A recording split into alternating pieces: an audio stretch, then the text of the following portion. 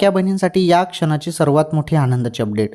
तुम्ही जी वाट बघत होतात ती प्रतीक्षा तुमची संपली. जून महिन्याचे जे काही 1500 रुपये आहेत ते खात्यामध्ये जमा. आजची सर्वात मोठी अपडेट.